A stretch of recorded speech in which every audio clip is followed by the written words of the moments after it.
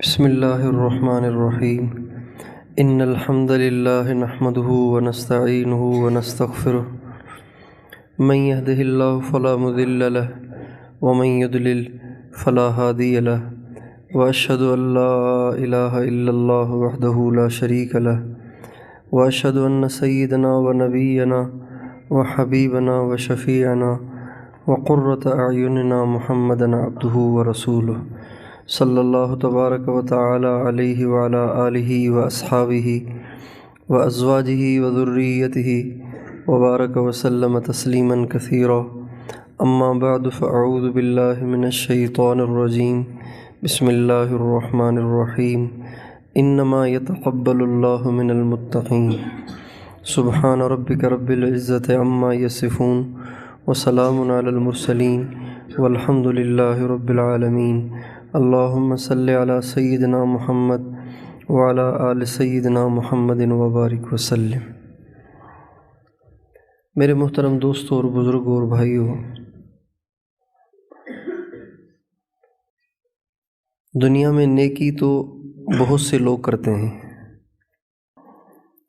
بہت سے لوگ بڑی بڑی نیکیاں کرتے ہیں، لیکن ہر ایک کا عمل اللہ کے ہاں مقبول نہیں ہوتا۔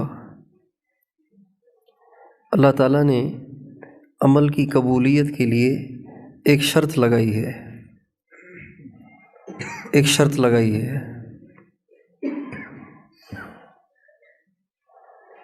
اگر وہ شرط پوری ہو تو عمل مقبول ہے، اگر وہ شرط پوری نہ ہو تو عمل مردود ہے، چاہے وہ کتنا بڑا عمل کیوں نہ ہو۔ عمل کے قبول ہونے کے لیے عمل کا بڑا اور چھوٹا ہونا نہیں دیکھا جاتا، بلکہ عمل کے قبول ہونے کے لیے اس میں اس شرط کو دیکھا جاتا ہے کہ وہ شرط اس میں ہے یا نہیں ہے۔ اگر عمل کے قبول ہونے کے لیے عمل کے بڑا ہونے کی شرط لگائی جاتی تو سارے مجاہدین جنت میں جاتے، سارے مدرسین اور علماء جنت میں جاتے، سارے تبلیغ والے جنت میں جاتے، اور سارے یہ ڈاکٹر جو مریضوں کا علاج کرتے ہیں یہ سارے جنت میں جاتے، اور جو متاثرین کی امداد کرتے ہیں وہ سارے جنت میں جاتے، چونکہ یہ بہت بڑے بڑے عمل ہیں، سارے سخی جنت میں جاتے۔ لیکن عمل کے قبول ہونے کے لیے عمل کا بڑا ہونا ضروری نہیں ہے، عمل چاہے کتنا ادنا سے ادنا ہو وہ بھی قبول ہو سکتا ہے، لیکن شرط اس میں ایک اللہ نے لگائی ہے۔ قرآن پاک کی اس آیت کے اندر اللہ تعالیٰ نے نیکی کی قبولیت کے لیے صرف ایک شرط لگائی ہے۔ وہ شرط کیا ہے؟ انما یتقبل اللہ من المتقین۔ اللہ صرف اس وقت قبول کرتا ہے جب اس عمل کے اندر تقویٰ ہو۔ عمل کرنے والا متقی ہے اس کی نیکی قبول ہے، عمل کرنے والا متقی نہیں ہے اس کی نیکی قبول نہیں ہے۔ چنانچہ ہمارے نبی صلی اللہ علیہ وسلم کا ارشاد ہے، کل قیامت کے دن ابھی حساب کتاب شروع نہیں ہوگا، اس سے پہلے 3 قسم کے لوگوں کو بلایا جائے گا، 3 قسم کے لوگوں کو بلایا جائے گا۔ ان میں سے ایک قسم علماء، دوسری شہداء، تیسری سخی لوگ۔ 3 انواع کے لوگوں کو بلایا جائے گا۔ اول من تسعر بہ نار جہنم، یہ 3 وہ لوگ ہوں گے کہ جن سے جہنم کا افتتاح کیا جائے گا۔ جہنم کا افتتاح کسی زانی سے نہیں کرایا جائے گا، کسی شرابی سے نہیں کرایا جائے گا۔ جہنم کا افتتاح کسی بدکار سے، کسی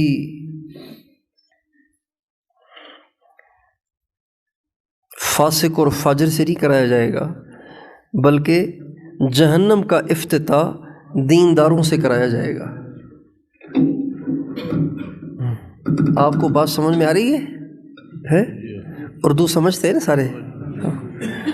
یار من پشتو و پشتو من نمی دانم میرے استاد پڑھا کرتے تھے، ہمیں پشتو آتی نہیں ہے، کاش ہمیں آتی تو ہم آپ سے پشتو میں بات کرتے۔ جہنم کا افتتاح فساق اور فجار سے نہیں ہوگا، جہنم کا افتتاح زانیوں اور شرابیوں اور چرسیوں سے نہیں ہوگا، جہنم کا افتتاح راشیوں سے اور سود خوروں سے نہیں ہوگا، بلکہ جہنم کا افتتاح دینداروں سے ہوگا۔ حقیقت میں تو وہ دیندار نہیں تھے، لیکن دیندار سمجھے جاتے تھے۔ ان میں سے پہلا عالم ہوگا، خوب پڑھایا ہوگا اور خوب پڑھا ہوگا، جہنم میں سب سے پہلے اس کو ڈالا جائے گا، اس کو پیش کیا جائے گا۔ اللہ تعالیٰ فرمائیں گے اتنی تمہیں زندگی دی گئی، بتاؤ کیا تیار کر کے لائے ہو؟ وہ کہے گا ساری زندگی پڑھتا رہا پڑھاتا رہا، علم پڑھا بھی ہے، علم پڑھایا بھی ہے۔ علم سے مراد علم دین، علم دین پڑھا بھی ہے، علم دین پڑھایا بھی ہے۔ تو اور صرف آپ کے لیے اللہ تعالیٰ فرمائیں گے کذبت، جھوٹ بولتے ہو، تم نے اس لیے پڑھا اور پڑھایا کہ لوگ کہیں واہ واہ بڑا علامہ ہے، بڑا زبردست عالم ہے، زمانے کا ابن تیمیہ ہے، زمانے کا ابن قیم ہے، اور ماشاءاللہ انور شاہ کشمیری ہے، اور ماشاءاللہ یوسف بن نوری ہے، اس لیے پڑھایا تھا تم نے۔ چنانچہ اللہ تعالیٰ فرمائیں گے اس کو پکڑو پکڑو اسے، چنانچہ انہیں پکڑا جائے گا اور انہیں جہنم میں پھینک دیا جائے گا، عالم کو۔ پھر شہید کو لایا جائے گا، کیا کر کے لائے ہو؟ وہ کہے گا سب کچھ لگا دیا تیرے نام پہ، جان بھی قربان کر دی، تیرے نام پہ ہم قربان ہو گئے۔ تو کہا جائے گا کذبت، جھوٹ بولتے ہو، ہمارے لیے تھوڑی تم نے جان دی تھی، تم نے جان اس لیے دی تھی کہ لوگ تمہارے پیچھے تمہاری تعریف کریں کہ واہ واہ کمال کر دیا، کمال کر دیا اس نے، اکیلے نے اتنے مورچے اڑا دیے، واہ واہ اس اکیلے نے اتنے لشکروں کو ہرایا، اس اکیلے نے اتنے فوجیوں کو مارا، اس اکیلے نے اتنے امریکوں کو مارا۔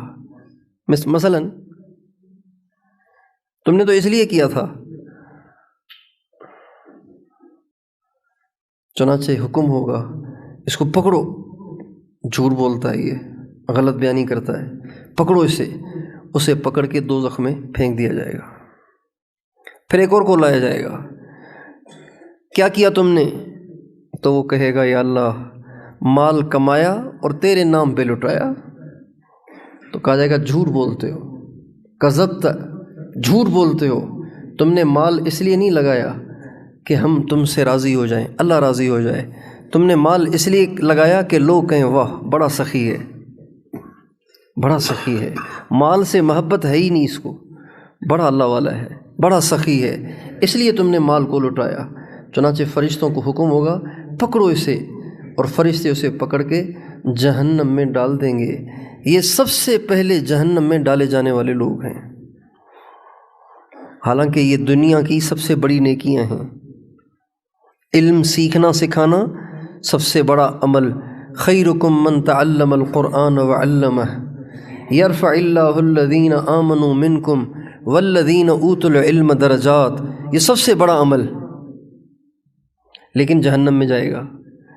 اور جہاد کرنا، اپنی جان کو ہتھیلی پہ رکھ کر اپنی جان کو قربان تک کر دینا، یہ سب سے بڑا عمل ہے، لیکن یہ بھی مردود ہو جائے گا۔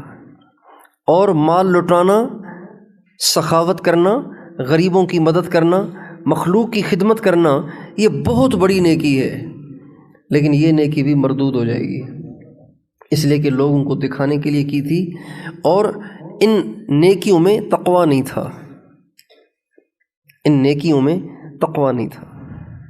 اس لیے میرے دوستو، آپ سب طلباء ہیں، علماء ہیں، اور آپ نے اپنی زندگیاں دین کے لیے وقف کر رکھی ہیں، اپنی زندگیاں دین کے لیے وقف کر رکھی ہیں۔ اگر آپ ملیشیا کمانے چلے جائیں، ملیشیا چلے جائیں کمانے کے لیے، دبئی چلے جائیں کمانے کے لیے، شارجہ چلے جائیں کمانے کے لیے، کوئٹہ میں جا کے کوئی دکان کھول لیں، پشاور جا کے کوئی دکان کھول لیں، لاہور میں جا کے کوئی کاروبار کر لیں، کراچی میں جا کے کوئی کاروبار کر لیں، تو آپ سب کاروبار کر سکتے ہیں۔ بہت سے لوگ ہیں جو کاروبار کر رہے ہیں اور اپنی دنیا جمع کر رہے ہیں اور بڑے بڑے گھر بنا رہے ہیں۔ ہمارے ہاں ہمارے علاقے میں بہت لوگ ہیں جو یہاں سے گئے ہیں اور اچھا خاصا کاروبار ہے، اور اتنا کاروبار اللہ نے ان کا بڑھا دیا ہے کہ اب ان کے بنگلے ہیں، ان کی پراپرٹیاں ہیں، حالانکہ وہ یہاں کے ہیں۔ تو آپ جتنے علماء، طلباء، جو دیندار طبقہ ہے، آپ سب نے اپنی زندگیاں دین کے لیے وقف کر رکھی ہیں۔ یہ بہت بڑی قربانی ہے، بہت بڑی قربانی ہے۔ اگر آپ دنیا کمانے پہ آئیں تو آپ بہت دنیا کما سکتے ہیں۔ یہ جوان اگر ہاتھ میں چیزیں لے کر بیچنا شروع کر دیں تو یہ پتہ نہیں کچھ سالوں میں کہاں سے کہاں پہنچ جائیں، لیکن یہ سب قربانیاں دے کر آپ نے مدرسے کی چار دیواری کو تھاما ہوا ہے، اور یہیں آپ بیٹھے ہوئے ہیں اور دین پڑھ رہے ہیں، پڑھا رہے ہیں، اسی میں لگے ہوئے ہیں۔ تو یہ بہت بڑی قربانی اور بہت بڑی نیکی ہے، لیکن یہ قبول تب ہوگی جب آپ کی زندگیوں میں تقویٰ ہوگا۔ اگر آپ یہ سب کچھ کرتے ہوئے بھی اپنے دل میں اوروں کے لیے حقارت رکھتے ہوں، اپنے دل میں اوروں کے لیے کھوٹ رکھتے ہوں، غصہ رکھتے ہوں، اپنے دل میں اوروں سے انتقام کا جذبہ رکھتے ہوں، اور اپنے دل میں اوروں کے لیے حسد رکھتے ہوں، اپنے دل میں اوروں کے لیے کمی رکھتے ہوں، اور یہ سب کچھ کے ہوتے ہوئے بھی آپ کے اندر عصبیت ہو، قومیت ہو، لسانیت ہو، اور ان سب کے ہوتے ہوئے بھی آپ بدنگاہی میں مبتلا ہوں، آپ بد زبانی میں مبتلا ہوں، تو پھر یہ نیکی کسی کام کی نہیں ہے، پھر یہ کچرا ہے، یہ نیکی کچرا بن جاتی ہے۔ جو نیکی بغیر تقویٰ کے ہو وہ نیکی کچرا بن جاتی ہے۔ اس لیے تقویٰ شرط اول ہے کسی بھی بڑی سے بڑی نیکی کی قبولیت کے لیے۔ تقویٰ کسے کہتے ہیں؟ تقویٰ کہتے ہیں اپنی زندگی کو گناہوں سے پاک کرنا، کوئی ایسا عمل نہ کرنا جس سے اللہ ناراض ہوتا ہے۔ حضرت ابی بن کعب رضی اللہ تعالیٰ عنہ سے حضرت امیر المومنین حضرت عمر نے پوچھا کہ ابی، تقویٰ کسے کہتے ہیں؟ تو فرمانے لگے، امیر المومنین، کبھی آپ کا ایسے راستے سے گزر ہوا ہے جو کھیتوں کے اندر چھوٹا سا راستہ ہوتا ہے، اردو میں اس کو پگ ڈنڈی کہتے ہیں، پشتو میں کیا کہتے ہیں اس کو؟ پگ ڈنڈی کو نالے۔ آپ سمجھتے ہیں نالے؟ چھوٹا سا راستہ ہوتا ہے کھیتوں کے اندر۔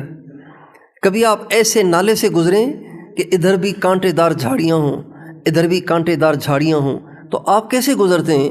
حضرت عمر نے کہا، اتنے چھوٹے سے پتلے سے راستے پر جب دائیں بائیں جھاڑیاں ہوں تو گزرتے ہوئے ہم ادھر سے بھی دامن کو بچاتے ہیں اور ادھر سے بھی دامن کو بچاتے ہیں کہ کہیں یہاں سے دامن نہ الجھ جائے اور کہیں یہاں سے نہ دامن الجھ جائے، اپنے دامن کو بچاتے ہوئے گزرتے ہیں۔ تو حضرت ابی کہنے لگے، امیر المومنین، بس اسی کا نام تقویٰ ہے کہ ہم دنیا میں زندگی گزاریں، ہم دنیا میں پڑھیں اور پڑھائیں، ہم دنیا میں تجارت کریں، ملازمت کریں، ہم دنیا میں سیاست کریں، حکومت کریں، ہم دنیا میں زندگی گزاریں، لیکن اس طرح کہ ادھر سے بھی بچائیں، ادھر سے بھی بچائیں، کہیں مجھ سے اللہ پاک کی کوئی نافرمانی نہ ہو جائے۔ اس کو کہتے ہیں تقویٰ۔ جب بارش ہو جاتی ہے نا، جب بارش ہو جاتی ہے اور پانی کھڑا ہو جاتا ہے تو جو نمازی لوگ ہوتے ہیں نا، تو وہ بڑی احتیاط کے ساتھ وہاں سے گزرتے ہیں، کہیں گندے پانی کے چھینٹے نہ پڑ جائیں اور کپڑے ناپاک نہ ہو جائیں۔ جس طرح ہم بارش کے گندے کیچڑ میں کھڑے ہوئے پانی سے گزرتے ہوئے مسجد کی طرف جاتے ہوئے اپنے پانچوں کو بھی بچاتے ہیں، اپنے کرتے کو بھی بچاتے ہیں، اپنی چادروں کو بھی بچاتے ہیں، اس طرح دنیا میں زندگی گزارنا کہ ہم سے اللہ پاک کی کوئی نافرمانی نہ ہو، اس کو کہتے ہیں تقویٰ۔ آج انٹرنیٹ کا دور ہے، سوشل میڈیا کا زمانہ ہے، انٹرنیٹ کا دور ہے، بڑا بڑا موبائل ہر گھر میں آ گیا ہے، ہر ایک کے پاس آ گیا ہے، مردوں کے پاس بھی آ گیا ہے، عورتوں کے پاس بھی آ گیا ہے۔ تو ایسے زمانے میں تقویٰ کے ساتھ زندگی گزارنا آسان نہیں ہے، بہت مشکل ہو گیا ہے۔ اور یہ اصولی بات ہے کہ جب نیکی جتنی مشکل ہوگی اس پر اجر اتنا زیادہ ملے گا. نیکی جتنی مشکل ہوگی اتنا اس پر اجر بھی زیادہ ہوگا. ترمذی شریف کی حدیث ہے، نبی کریم صلی اللہ علیہ وسلم کا ارشاد ہے کہ جو آدمی بازار میں داخل ہو اور بازار میں داخل ہو کے کہے لا الہ الا اللہ وحدہ لا شریک لہ لہ الملک ولہ الحمد یحیی ویمیت وہو حی لا یموت بیدہ الخیر وہو علی کل شیء قدیر، اس کو کہتے ہیں چوتھا کلمہ، کلمہ چہارم، چوتھا کلمہ. ہمارے نبی کا ارشاد ہے جو آدمی بازار میں داخل ہو کر یہ کلمہ پڑھے گا اس کو 10 لاکھ نیکیاں ملیں گی. 10 لاکھ نیکیاں، 10 لاکھ درجے بلند ہوں گے، 10 لاکھ گناہ معاف ہوں گے، اور جنت میں ایک محل ملے گا. کتنی ساری نیکیاں، کتنا سارا اجر ہے صرف ایک کلمے کو بازار میں پڑھنے پر. تو علماء نے اس کی شرح میں لکھا ہے کہ اتنا بڑا اجر کیوں ملتا ہے اس کو. ایک کلمہ پڑھا ہے تو بازار میں پڑھا ہے تو اتنا بڑا اجر. اگر یہی کلمہ بیت اللہ میں پڑھے، کعبے میں پڑھے تو یہ اجر نہیں ملے گا. مسجد میں پڑھے نہیں ملے گا، مدینے میں پڑھے نہیں ملے گا، بازار میں پڑھے تو اس کا بڑا اجر ہے. تو علماء کہتے ہیں اس لیے کہ بازار میں ذکر آسان نہیں، بازار میں ذکر مشکل ہے، چونکہ بازار دنیا داری کا ماحول ہے، غفلت کا ماحول ہے. غفلت کے ماحول میں جو اللہ کو یاد کر رہا ہے یہ بڑے اجر کا مستحق ہے. جب ہر طرف انٹرنیٹ نے فحاشی پھیلا دی، بے حیائی پھیلا دی، بدنگاہی کے مرض میں ساری نوجوان نسل کو مبتلا کر دیا، ایسے دور میں اگر کوئی نگاہوں کو جھکائے چلتا ہے، اپنی نگاہ کو حرام سے بچاتا ہے، اپنی زبان کو حرام سے بچاتا ہے، اپنے دامن کو برائی سے بچاتا ہے، تو بتائیے اس کا کتنا بڑا اجر ہوگا.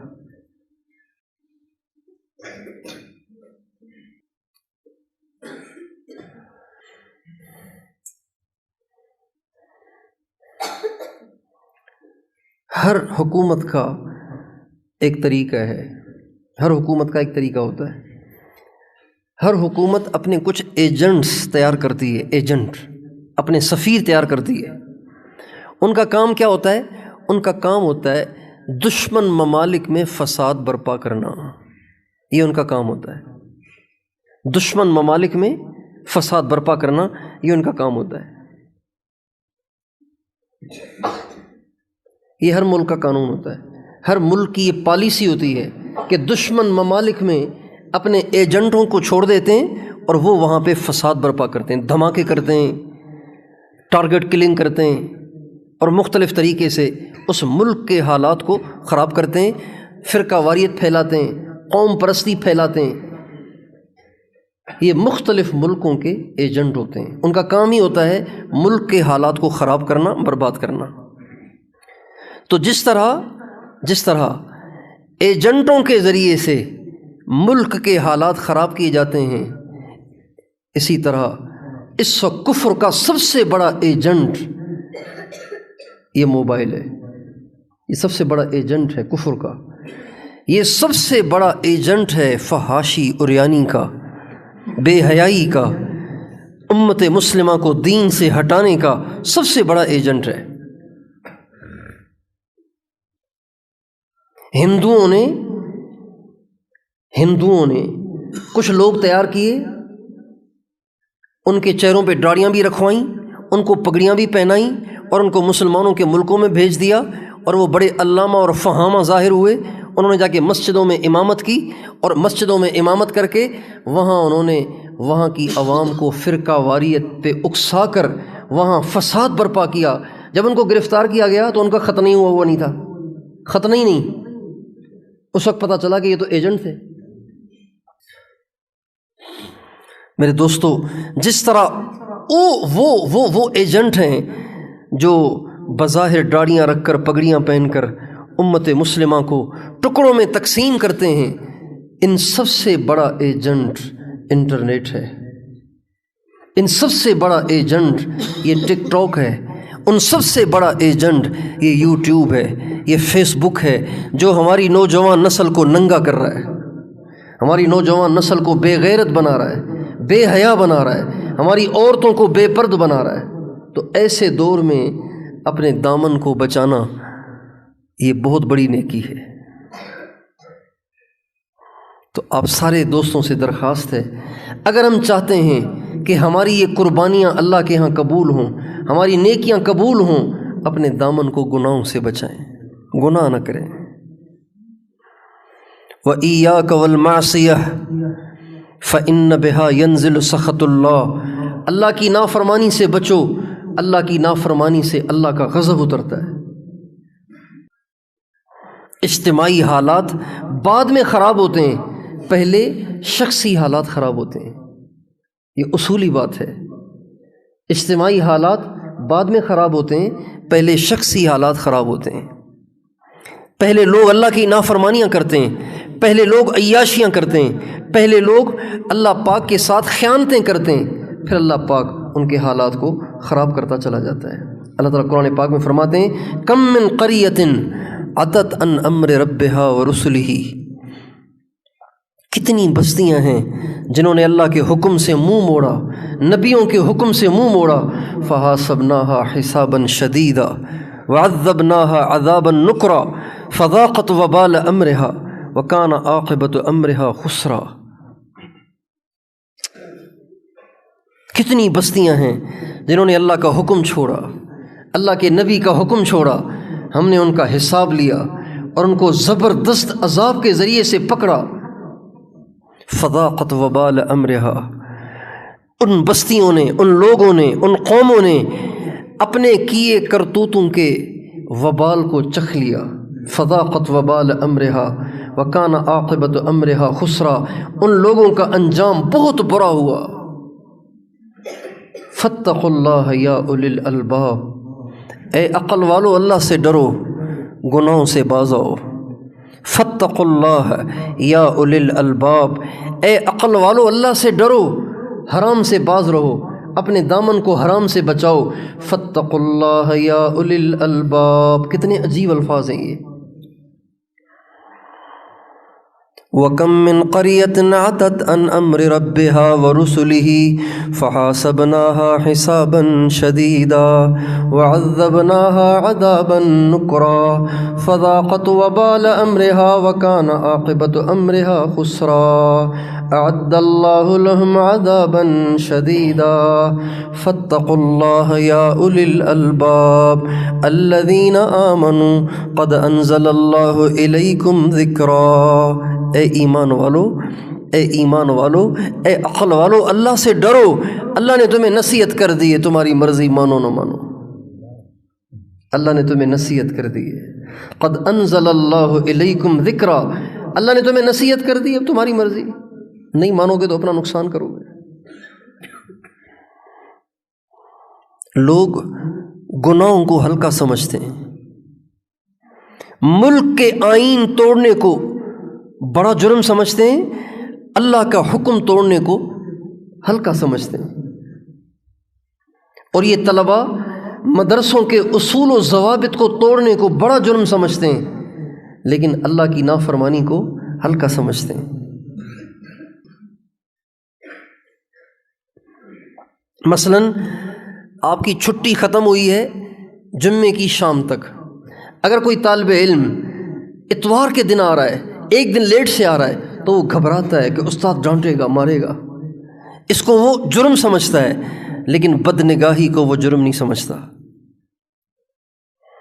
خوبصورت لڑکوں کو دیکھنے کو وہ جرم نہیں سمجھتا، موبائل کے غلط استعمال کو وہ جرم نہیں سمجھتا، جھوٹ بولنے کو وہ جرم نہیں سمجھتا، گالی دینے کو وہ جرم نہیں سمجھتا، غیبت کرنے کو وہ جرم نہیں سمجھتا۔ اس لیے یہ جو ہمارے مدارس ہیں نا، مدارس ہیں، ہمیشہ سے یہ مدارس اہل باطل کی نگاہوں میں کانٹا بن کر چبھے ہیں۔ ہمیشہ اہل باطل نے ان مدارس کو ختم کرنے، ان کو اکھاڑنے، ان کو بند کرنے کی کوششیں کی ہیں، لیکن سچی بات یہ ہے کہ مدارس کو اہل کفر سے کوئی خطرہ نہیں، مدارس کو اہل کفر سے سب بتاؤ، اہل باطل سے کوئی خطرہ نہیں، اسرائیل سے کوئی خطرہ نہیں، انڈیا سے کوئی خطرہ نہیں، امریکہ سے کوئی خطرہ نہیں۔ یہ مدارس امریکہ سے مٹنے والے نہیں ہیں، یہ مدارس اسرائیل سے مٹنے والے نہیں ہیں، یہ مدارس ہندوستان کی دہشت گردیوں سے مٹنے والے نہیں ہیں۔ یہ مدارس اگر مٹیں گے تو ان مدارس میں کیے جانے والے گناہوں سے مٹیں گے۔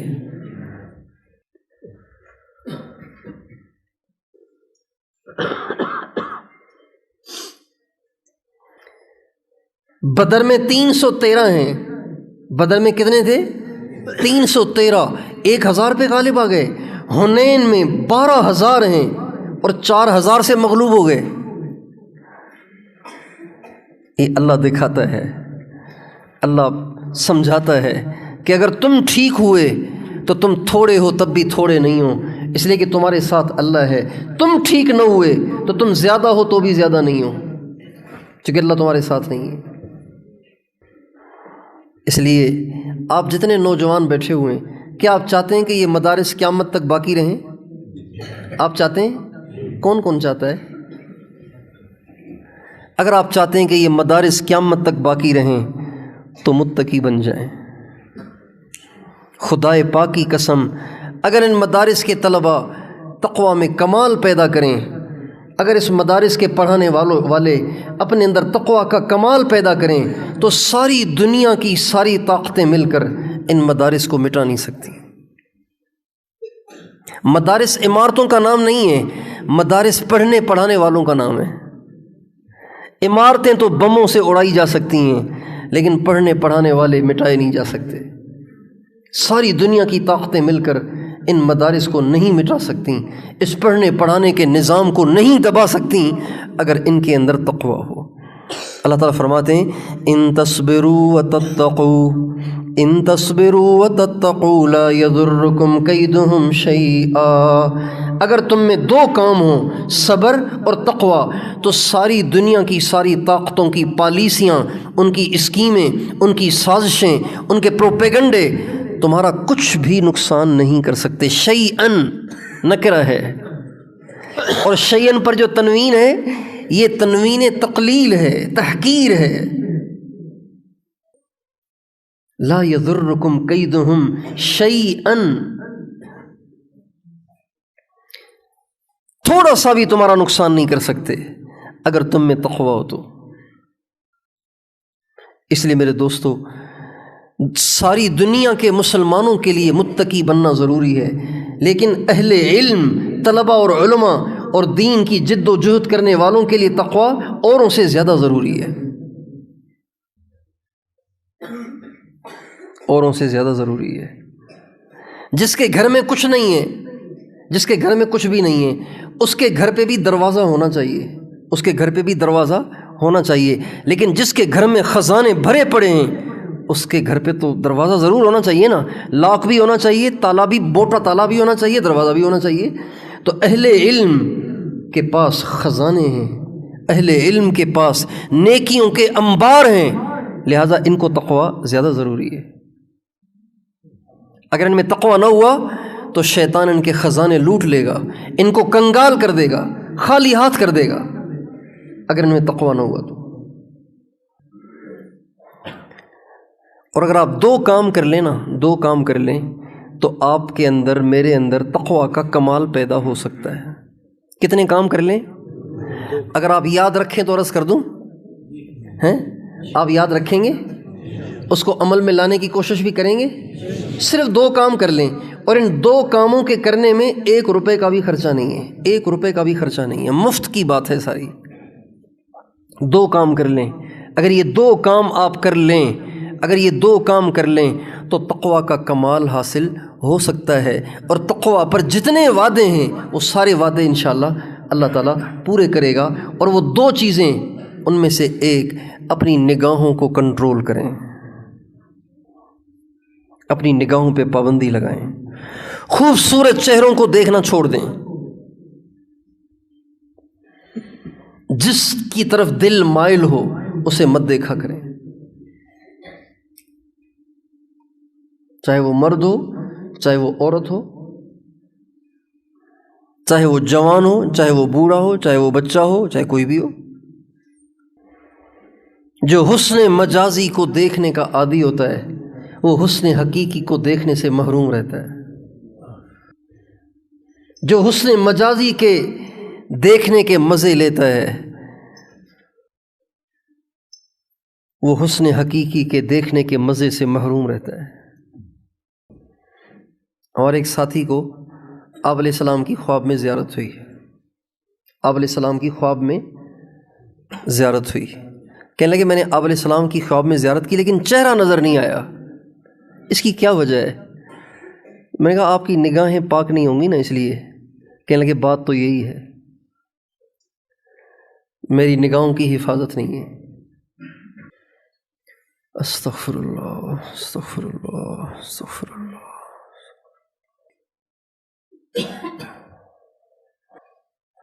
میرے دوستوں، نگاہوں کا پاک رکھنا بہت ضروری ہے، بہت ضروری ہے۔ جو نگاہوں کو محفوظ نہیں رکھتے نا، تو ایسے بھی بہت سے واقعات ہیں کہ مرنے سے پہلے پہلے ان سے ایمان سلب ہو گیا، موت کے وقت ایمان سلب ہو گیا۔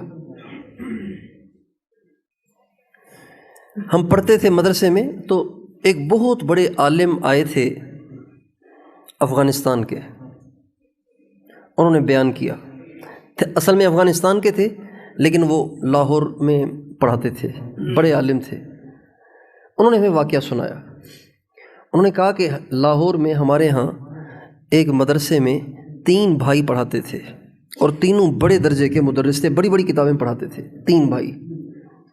ان میں سے جو سب سے بڑے تھے، جب ان کے انتقال کا وقت آیا تو انہوں نے جو ان کے آس پاس کھڑے ہوئے تھے ان سے کہا قرآن پاک لے آؤ، تو وہ قرآن پاک لینے گئے۔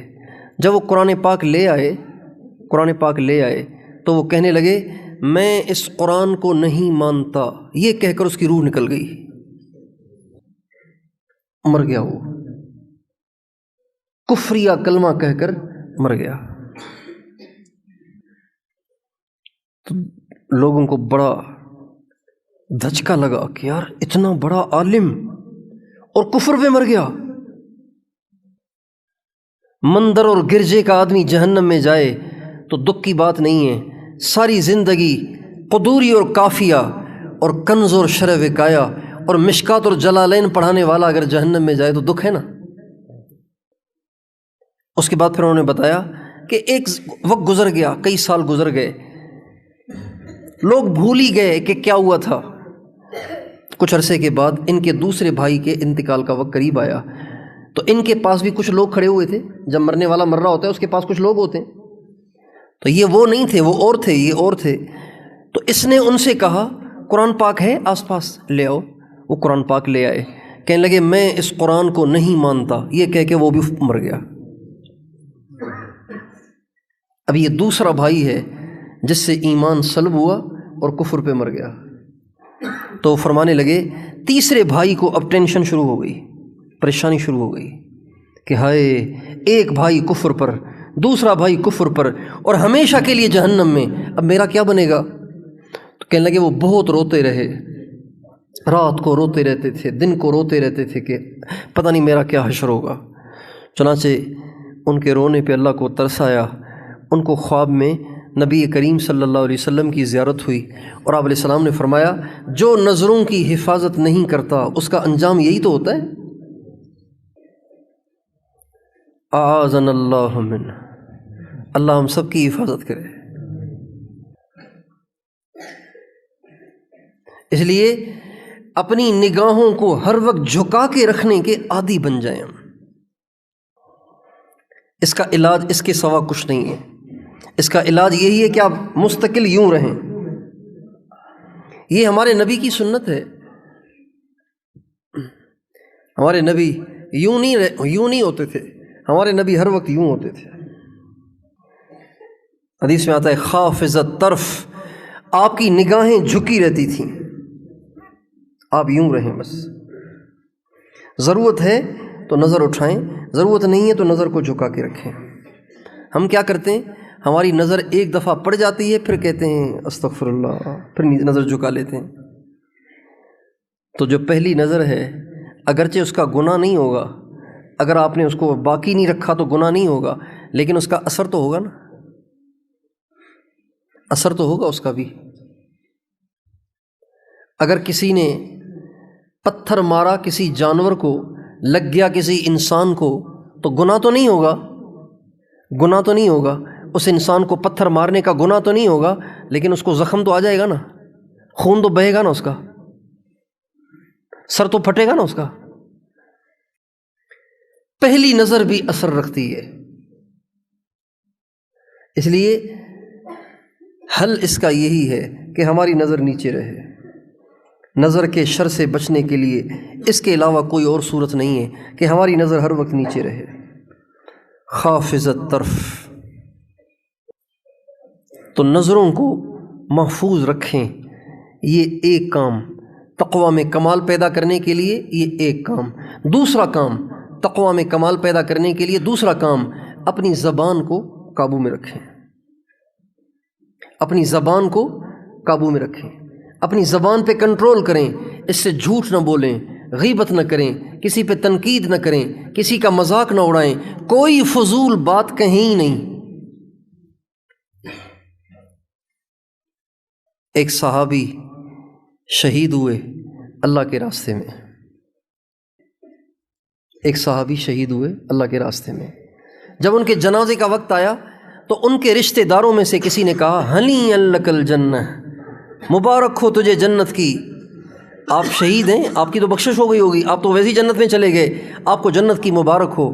تو آپ علیہ السلام نے فرمایا تم کیسے جنت کی مبارکباد دے رہے ہو سکتا ہے اس نے کوئی لایانی کا لفظ بولا ہو۔ کیا مطلب؟ لایانی کا لفظ بھی جنت میں جانے سے مانع ہو سکتا ہے۔ یہ زبان کے بول اتنے بھاری ہوتے ہیں۔ ہمارے نبی کا ارشاد ہے بعض دفعہ انسان نیکیاں کرتے کرتے کرتے کرتے جنت کے قریب پہنچ جاتا ہے، یہاں تک کہ اس کے اور جنت کے درمیان صرف ایک بالشت کا فاصلہ رہ جاتا ہے، لیکن زبان سے ایک بول ایسا بول لیتا ہے کہ اللہ پاک اس کو وہاں سے اٹھا کے جہنم میں ڈال دیتے ہیں، اس کو جہنمی میں لکھ دیتے ہیں صرف ایک بول کی وجہ سے۔ اور بعض دفعہ انسان برائیاں کرتے کرتے جہنم کے قریب ہو جاتا ہے، یہاں تک کہ اس کے اور جہنم کے درمیان صرف ایک بالش کا فرق رہ جاتا ہے، اس کی زبان سے ایک بول ایسا نکل جاتا ہے، اللہ پاک خوش ہو جاتے ہیں اور اس کو اٹھا کے جنت میں پہنچا دیتے ہیں۔ اس لیے اپنی زبان پہ کنٹرول کرنا۔ ایک بزرگ تھے، وہ ایک آدمی سے ملنے کے لیے آئے، ان کا دروازہ کھٹکھٹایا تو اندر سے آواز آئی، کون؟ کا فلاں سے ملنے آیا ہوں۔ کا وہ تو ابھی سو رہے ہیں۔ تو کہنے لگے یہ کون سا سونے کا وقت ہے، یہ کون سا سونے کا وقت ہے، یہ انہوں نے جملہ بول دیا۔ بہرحال یہاں سے جب واپس آنے لگے تو راستے میں خیال آیا کہ یہ تم نے کیوں بولا کہ یہ کون سا سونے کا وقت ہے، تمہیں کیا خبر کہ اس کو کیا مجبوری تھی، یہ تم نے لایانی کا بول کیوں بولا، تم کون ہوتے ہو اوروں کے بارے میں یہ فیصلہ کرنے والے کہ اس کا یہ سونا غلط تھا۔ چنانچہ اپنے نفس کو اس ایک بول کی سزا دینے کے لیے فرمانے لگے، اللہ کی قسم تجھے 1 سال تک سونے نہیں دوں گا اور 1 سال تک تجھے روزے رکھواؤں گا، تم نے یہ بول کیوں بولا۔ ہم کتنے بول لیتے ہیں اور اس کا احساس بھی نہیں کرتے کہ میں کیا بول رہا ہوں۔ حضرت ابوبکر صدیق رضی اللہ عنہ کو حضرت عبداللہ ابن عباس نے دیکھا کہ اپنی زبان کو پکڑا ہوا ہے، دیکھیں یوں پکڑا ہوا ہے، اور پکڑ کے اس کو باہر نکالنے کی کوشش کر رہے ہیں، زور لگا رہے ہیں۔ تو حضرت عبداللہ ابن عباس نے کہا یہ آپ کیا کر رہے ہیں؟ تو فرمانے لگے یہی تو ہے جو مجھے ہلاکت کی جگہوں میں لے جاتی ہے۔ یہ ابوبکر صدیق کی زبان اگر ہلاکت کی جگہوں میں لے جانے والی ہے تو ہماری زبانیں کہاں لے جانے والی ہیں؟ اما انت یا ابا بکر فاول من يدخل الجنت من امتی، اے ابو بکر جنت میں سب سے پہلے تو جائے گا، میری امت میں سب سے پہلے جنت میں تو جائے گا۔ جو سب سے پہلے جنت میں جانے والے ہیں اور افضل البشر بعد الانبیاء بالتحقیق ہیں، تو بتائیے جب وہ اپنی زبان سے کے بارے میں پریشان ہیں تو ہماری زبانوں کا کیا حال ہے؟ اس لیے اپنی نگاہوں پر کنٹرول کریں، اپنی زبانوں پہ کنٹرول کریں۔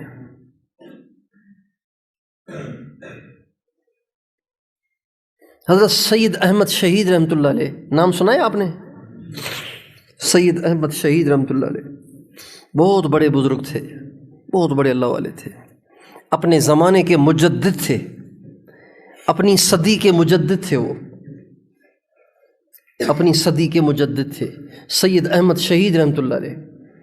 تو ان کا جو کھانا پکانے والا تھا نا، اس کا نام تھا عبداللہ، اور وہ تھا کانوں سے بہرا، کانوں سے سنتا نہیں تھا۔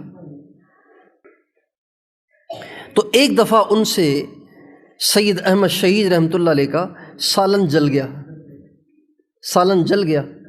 جب سالن جل جائے تو اس میں بدبو پیدا ہو جاتی ہے۔ تو جب وہ سالن پیش کیا گیا تو سالن کے اندر بو آ رہی تھی، جلنے کی بو آ رہی تھی۔ تو سید احمد شہید رحمۃ اللہ نے کہا یہ اس میں سے بو کیوں آ رہی ہے؟ کہا جی عبداللہ سے جل گیا ہے۔ کہا اس مردود کو تم نے سالن پکانے کے لیے دیا کیوں؟ یہ لفظ کہا انہوں نے، اس مردود کو تم نے دیا کیوں سالن پکانے کے لیے؟ بات ختم ہو گئی۔ تو جو حضرت کے ساتھ تھے، جو حضرت کے خدام تھے، حضرت نے ان کو کہہ رکھا تھا کہ بھئی جب کبھی مجھ میں کوئی غلطی دیکھو نا، مجھے ضرور بتایا کرو تاکہ میں اس کی اصلاح کر لیا کروں۔ گھبراؤ نہیں کہ یہ تو ہمارے شیخ ہیں، ان کو ہم کیسے بتائیں۔ نہیں بھائی، تو مجھے بتایا کرو کہ حضرت آپ سے یہ بات ہوئی ہے، اگر یہ ٹھیک ہے تو ٹھیک ہے، غلط ہوئی ہے تو آپ اس کی اصلاح فرما لیں۔ انہوں نے اجازت دے رکھی تھی اس کی۔ جب ان کو بتایا کہ اوفو یہ تو بہت بڑا گناہ ہو گیا مجھ سے، چنانچہ حضرت سید احمد شہید رحمۃ اللہ علیہ ان کے گھر پہ گئے، ان کے پاس گئے، عبداللہ کے پاس گئے۔ جو ہی اس کے دروازے پہ پہنچے تو وہ بیچارہ کانپنے لگ گیا، پریشان ہو گیا کہ پتہ نہیں مجھ سے کون سا جرم ہو گیا ہے، حضرت اتنے بڑے آدمی خود میرے پاس تشریف لائے ہیں۔ تو وہ بیچارہ کانپنے لگ گیا، ڈرنے لگ گیا۔ اس کی بیوی بھی پریشان ہو گئی، وہ خود بھی پریشان ہو گیا۔ تو ساتھیوں نے کہا کہ آپ گھبرائیں نہیں، حضرت آپ سے ملنے آئے ہیں۔ کہا آئیے آئیے ضرور آئیے۔ جلدی سے اندر لے کر گیا، آ کے پاس بیٹھا اور بیٹھ کے رونے لگا، پتہ نہیں مجھ سے کون سی غلطی ہوئی ہے، حضرت مجھے تنبیہ کرنے آئے ہوں گے۔ تو حضرت نے کہا عبداللہ بھائی آپ سے کوئی غلطی نہیں ہوئی، مجھ سے بہت بڑا جرم ہوا ہے، مجھ سے بہت بڑا گناہ ہوا ہے کہ میں نے آپ کے بارے میں مردود کہہ دیا ہے۔ مگر عبداللہ تھے بیچارے بہرے، سنتے نہیں تھے، تو وہ اور زیادہ رونے لگ گئے کہ پتہ نہیں کوئی بڑا جرم ہوا ہے جس کی وجہ سے آئے ہیں۔ تو پاس والے نے ذرا زور سے ان کو بتایا کہ بھائی حضرت آپ کو کوئی سزا دینے نہیں آئے، آپ سے معافی مانگنے آئے ہیں، آپ سے معافی مانگنے آئے ہیں۔ کہنے لگے نہیں نہیں نہیں، کوئی جرم نہیں ہوا، کوئی غلطی نہیں ہوئی، ایسی کوئی بات نہیں ہے۔ سید احمد شہید رحمۃ اللہ نے فرمایا عبداللہ بھائی آپ معاف کریں گے تو ہم جائیں گے، آپ معاف نہیں کریں گے تو ہم آپ کے پاؤں پڑے رہیں گے، منت کرتے رہیں گے آپ کی۔ تو کہنے لگے اگر میرے کہنے سے ہی یہ مسئلہ حل ہوتا ہے تو حضرت میں نے آپ کو معاف کر دیا۔ حضرت وہاں سے واپس تشریف لائے اور اپنے سارے ساتھیوں کو جمع کیا اور فرمایا بھائی ہم سے ایک بڑا جرم ہو گیا تھا عبداللہ بھائی کے بارے میں، ہم نے ان سے بھی معافی مانگی ہے، ہم آپ سب کو بھی گواہ بناتے ہیں کہ یہ ہم سے گناہ ہوا، ہم اس سے توبہ کرتے ہیں۔ آج ہم کتنے بول لیتے ہیں، ہمیں اس کا احساس بھی نہیں ہوتا۔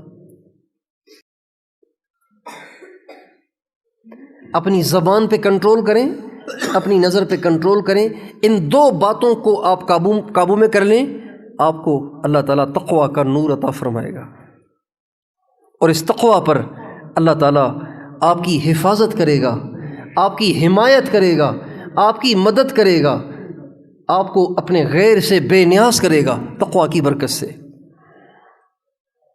آپ کو عزت کی روزی دے گا تقویٰ کی برکت سے۔ وَمَن يَتَّقِ اللَّهَ يَجْعَل لَّهُ مَخْرَجًا وَمَن يَتَّقِ اللَّهَ يَجْعَل لَّهُ مَخْرَجًا وَيَرْزُقْهُ مِنْ حَيْثُ لَا يَحْتَسِبُ، ایک وعدہ وَمَن يَتَّقِ اللَّهَ يَجْعَل لَّهُ مِنْ أَمْرِهِ يُسْرًا، دوسرا وعدہ وَلَوْ أَنَّ أَهْلَ الْقُرَىٰ آمَنُوا وَاتَّقَوْا لَفَتَحْنَا عَلَيْهِمْ بَرَكَاتٍ مِّنَ السَّمَاءِ وَالْأَرْضِ، یہ سارے تقویٰ کے وعدے ہیں۔ اگر تم متقی بن جاؤ گے اللہ زمین آسمان سے تمہارے لیے برکتوں کے دروازے کھول دے گا، اللہ تمہیں پریشانیوں سے نکال دے گا، ایسی جگہ سے رزق دے گا جہاں سے تم سوچ بھی نہیں سکتے، اللہ تمہاری مشکلات کو آسان کرے گا تقویٰ کی برکت سے۔ تو کیا خیال ہے، متقی بنیں گے انشاءاللہ؟ متقی بنیں، سر سے لے کے پاؤں تک ڈھونڈیں کہاں کہاں آپ سے اللہ کی نافرمانی ہو رہی ہے، اس کو ختم کریں۔ متقیوں کے ساتھ اللہ کی مدد ہے۔ ان اللہ مع الذین اتقوا والذین هم محسنون ان اللہ یحب المتقین۔ سورۃ التوبہ میں 2 جگہ اللہ نے کہا ہے ان اللہ یحب المتقین، ان اللہ یحب المتقین، جو برائی سے بچتے رہتے ہیں اللہ کو بڑے اچھے لگتے ہیں۔ یوسف علیہ السلام کا واقعہ اللہ نے قرآن میں سنایا۔ یوسف علیہ السلام کے بھائی ان کے حاسد ہو گئے تھے اور انہوں نے پہلے قتل کرنے کا منصوبہ بنایا، پھر کنویں میں ڈال دیا، پھر مصر کے بازار میں جا کے بیچا، اور پھر وہاں سے عزیز مصر کی بیوی کے نرغے میں آ گئے، اس نے پھنسانا چاہا، وہاں سے اللہ نے چھڑایا تو جیل میں ڈلوا دیا، بیچارے جیل میں 12 سال جیل میں پڑے رہے۔ آخر میں اللہ نے ان کو بادشاہ بنایا اور سارے بھائیوں کو ان کے سامنے سر نگوں کیا، اور سارے بھائیوں نے اپنی غلطی کا اقرار کیا۔ اللہ تعالیٰ اس سارے قصے کو سنا کے فرماتے ہیں یوسف کے ساتھ یہ ہم نے پتہ ہے کیوں کیا، نہ قتل کا منصوبہ چلنے دیا، نہ ان کو ذلیل کرنے کا منصوبہ چلنے دیا، نہ ان کو زلیخا کے نرغے میں آنے دیا، نہ ان کو جیل میں ہلاک ہونے دیا، اور ان کو بادشاہ بنا دیا۔ کیوں؟ انہ من یتق ویصبر فان اللہ لا یضیع اجر المحسنین، اس لیے کہ یوسف متقی تھے اور اللہ متقیوں کو کبھی ضائع نہیں کرتا۔ یوسف کون تھے؟ سب بتاؤ بھائی، متقی تھے، اور متقیوں کو اللہ ضائع نہیں کرتا، متقیوں کو اللہ ضائع نہیں کرتا۔ یہ تقویٰ اتنا بڑا عمل ہے، اتنا بڑا عمل ہے۔ ہمارے نبی کا ارشاد ہے تقویٰ کے ساتھ کوئی عمل تھوڑا نہیں ہے، تقویٰ کے ساتھ کوئی عمل تھوڑا نہیں ہے۔ اگر تقویٰ ہے تو تھوڑا عمل بھی بہت ہے، تقویٰ نہیں ہے تو بہت سارا عمل بھی تھوڑا ہے۔ اس لیے ہمیں متقی بننا ہے۔ تیار ہیں متقی بننے کے لیے؟ متقی بننے کے لیے تیار ہے نا؟ اس کے لیے 2 بنیادی کام کون سے کرنے ہیں؟ نظر قابو، زبان قابو میں، بولنا، فضول بولنا چھوڑ دیں، فضول دیکھنا بھی چھوڑ دیں، متقی بن جائیں گے۔ اس میں کوئی خرچہ ہے بھائی؟ بتاؤ اس میں خرچہ ہے؟ خدا کی قسم، اللہ کی قسم، آپ اپنی زبان اور نظر کو کنٹرول کر کے دیکھیں، زندگی میں اتنا سکون آ جائے گا کچھ نہ پوچھیں۔ جو طلبہ کہتے ہیں نا حافظہ کمزور ہے، ذہن کام نہیں کرتا، سبق سمجھ میں نہیں آتا، وہ متقی بن جائیں، آپ دیکھیں ان کا دماغ کیسے چلتا ہے۔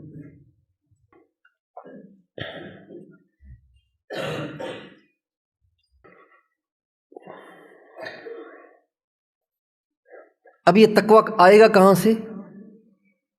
اس کے لیے 2 کام کریں۔ کتنے کام کریں؟ 2 کام کریں۔ چونکہ زبان کو کنٹرول کرنا، نظر کو کنٹرول کرنا، شرمگاہ کو کنٹرول کرنا، اپنے پیٹ کو حرام سے بچانا، ہر گناہ سے بچنا، خرچہ تو کوئی نہیں ہے لیکن آسان نہیں ہے، آسان نہیں ہے۔ انسان کا نفس بڑا طاقتور ہے، انسان کا نفس بڑا طاقتور ہے، اتنا طاقتور تو ہے کہ 8 لاکھ سال عبادت کرنے والے ابلیس کو بھی بہکا دیا۔ شیطان، ہمیں تو شیطان بہکا رہا ہے نا، ہمیں تو شیطان بہکا رہا ہے، شیطان کو کس نے بہکایا؟ نفس نے بہکایا۔ 8 لاکھ برس عبادت کرنے والے کو بھی اس کم بخت نفس نے بہکا دیا، اتنا طاقتور پہلوان ہے وہ۔ نہ چت کر سکے نفس کے پہلواں کو، نہ چت کر سکے نفس کے پہلواں کو، تو یوں ہاتھ پاؤں بھی ڈھیلے نہ ڈھالے، ارے اس سے کشتی تو ہے عمر بھر کی، کبھی تو دبا لے کبھی وہ گرا لے۔ نفس سے جو کشتی ہے نا وہ مرتے دم تک لڑنی ہے۔ نفس کے ساتھ جو جہاد ہے وہ ہمیشہ چلے گا۔ امریکیوں کا جہاد تو اب ختم ہو گیا نا، لیکن نفس کا جہاد تو ہمیشہ رہے گا، یہ موت تک رہے گا۔ المجاہد من جاہد نفسہ، سب سے بڑا مجاہد وہ ہے جو نفس کے مقابلے میں ڈٹ جائے۔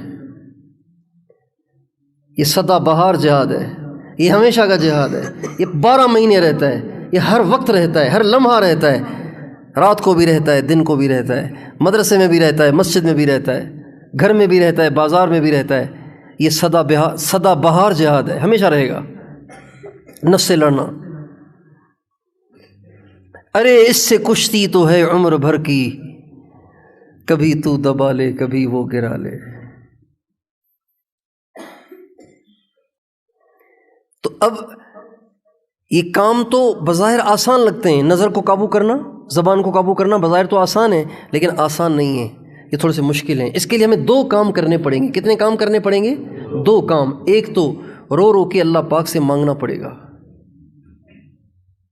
رو رو کے اللہ پاک سے مانگنا پڑے گا۔ ہمارے نبی نے اللہ پاک سے مانگا ہے، اعوذ بک من شر نفسی، اے اللہ مجھے میرے نفس کے شر سے بچانا۔ حضور مانگ رہے ہیں